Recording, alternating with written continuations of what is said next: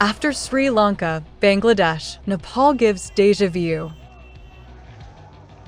Gen Z fury topples Nepal's KP Sharma Oli regime. Parliament ablaze, curfews, 19 dead, 500 injured. KP Sharma Oli resigns, former PM's wife burnt alive. Nepal's leadership collapses under Gen Z pressure. India watches, PM Modi reacts, flights suspended. From social media ban to choking free speech. From tear gas, gunfire to young protesters' deaths. What made Gen Z take matters into their own hands? Let's understand the chronology of Nepal unrest. After Sri Lanka and Bangladesh, India's another neighbor, the Himalayan nation of Nepal, is on the boil and has gone the same route. After Sri Lanka's Rajapaksa regime in 2022 and Bangladesh's Sheikh Hasina regime in 2024, in 2025, Nepal PM KP Sharma Oli's government was toppled. But what exactly led to the massive outrage among Nepali youths, termed the Gen Z protest, that led to PM Oli's ouster? Let's understand the chronology. Why the Gen Z protest started? All this comes against the backdrop of Nepal's Gen Z protest, a youth-led movement demanding government accountability and transparency. The unrest centered on the government's ban of 26 major social media platforms like Facebook and YouTube, citing misinformation and regulatory concerns. Citizens saw this forceful imposition as an attack on free speech and a way to suppress dissent. Public frustration grew as the Nepo babies trend revealed politicians' children's lavish lifestyles, highlighting economic disparity. This fueled frustration over corruption, nepotism, and inequality amid Nepal's jobs crisis, with 5,000 youths leaving daily to work abroad.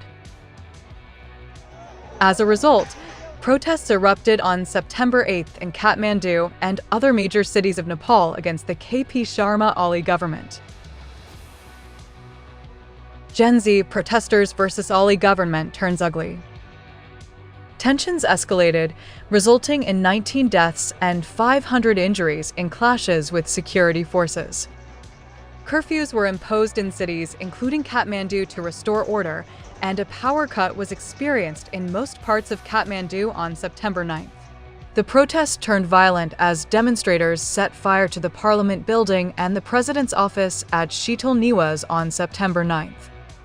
As ANI reported from Ground Zero, angry protesters told ANI they want generational change in leadership and a youth leader to lead the country. According to the Kathmandu Post, protesters set fire to the house of IT Minister Prithvi Subha Gurung and pelted stones at the residence of FM Bishnu Patil. Police used tear gas to disperse crowds, but despite orders against live ammunition, reports of gunfire and injuries surfaced, the Himalayan Times said. Oli government toppled. Damages done.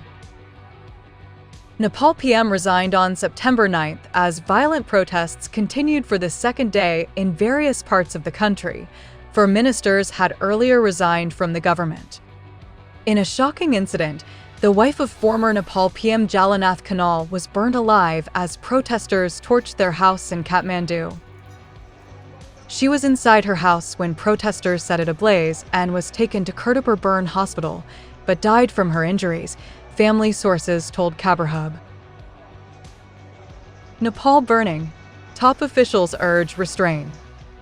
Nepali President Ram Chandra Patil urged protesters to seek a peaceful resolution to the Gen Z movement through dialogue.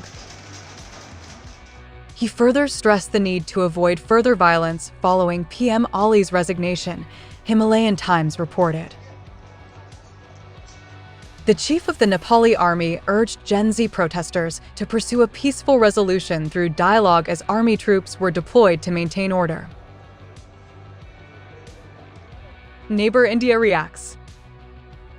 Amid all the violence, PM Narendra Modi took to X and reacted to the Nepal violence. He wrote he was anguished that many young people have lost their lives. In the same post, PM Modi further added, "Stability, peace, and prosperity of Nepal are of utmost importance to us." Earlier, the MEA and Indian Embassy in Nepal issued a travel advisory for all Indian nationals to defer travel until the situation stabilizes. Indigo and Air India Airlines suspended all flights to and from Kathmandu as violent protests intensified for the second day.